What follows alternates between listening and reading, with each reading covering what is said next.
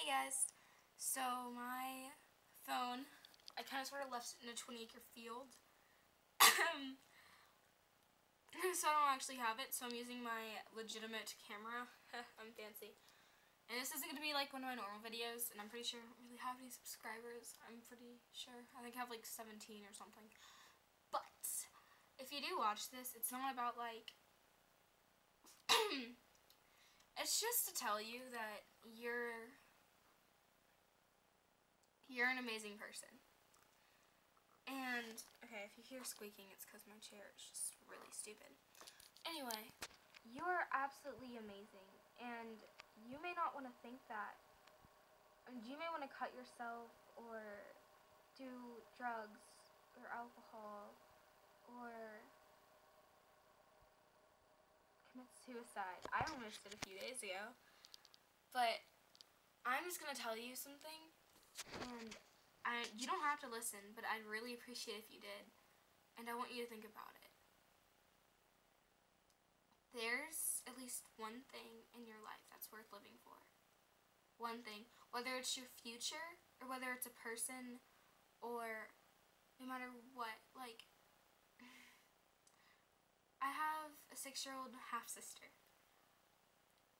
And so many times I wanted to cut myself and commit suicide and do all these drugs and alcohol, but I don't want to do that. Like, I understand at some point, like, alcohol every now and then is fine. Drugs, okay, every now and then.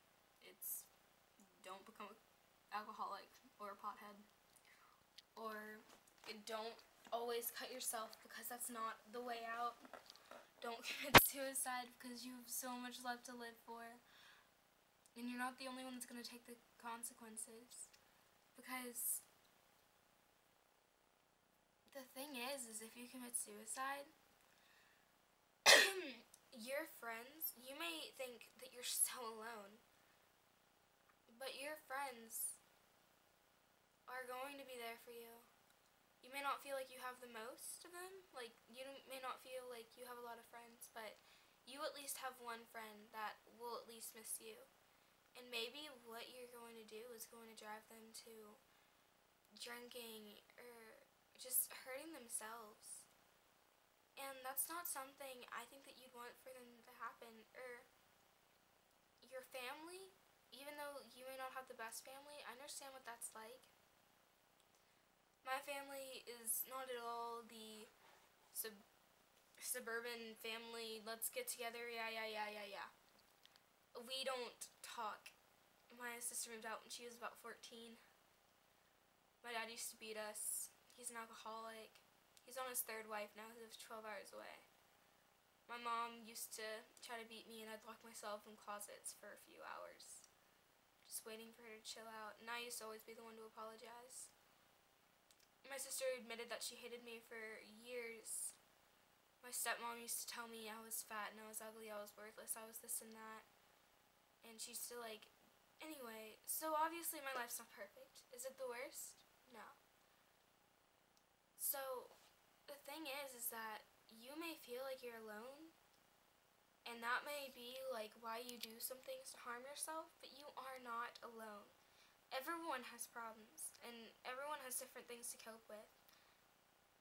But there's always someone who has it worse off than you and still finds the will to live, still has something to push them forward and to keep themselves stable and to keep them alive and keep them striving and keep them themselves.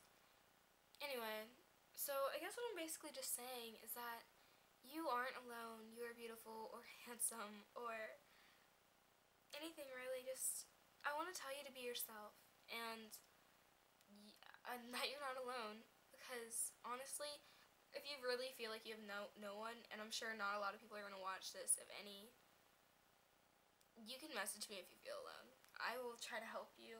I've helped a lot of my friends from suicide and from cutting. And you know what? I will totally freaking help you. Like, that would make me happy to help you.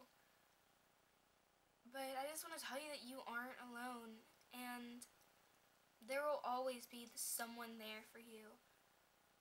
And I just want to encourage you that if you ever feel like you need something, like, or that you need to just cut yourself or try to commit suicide or something, you need to just stop and think about the one thing that you have to live for. It just has to be one thing. Mine's my little sister, because I know, even if she doesn't remember it because she's only 6, I remember bathing her. I'd bathe her all the time. I would wake up in the mornings. I was only about 9. I'd always have to, I'd give her her baths and I'd give her showers, I'd brush her teeth, change her, I'd feed her breakfast, feed her dinner, do her hair, do everything for her, and she doesn't know it. She's living with my ex-stepmom, and she doesn't know that she's my rock, but she's what keeps me stable. And I understand if you don't have, a little sister to keep you sane, but just find something that there is to live for, and something that you want, or that you need, or someone that you need to be there for. Because it doesn't seem like much, but that'll keep you sane, and it'll keep you there, and it won't let you just let loose, because it'll actually make you think about what the consequences would be. And I understand if you just don't like consequences and you don't want to think about stuff like that, but I just want to tell you that, and that you're not alone. And I know that everyone feels like that sometimes, and they're worthless, and that they're nothing, and they're a whore. People just tell them that they're this and that, and they call them all these names, or they call you all these names, or whatever. But you're not what they say. You're who you are, and who you are is absolutely freaking beautiful.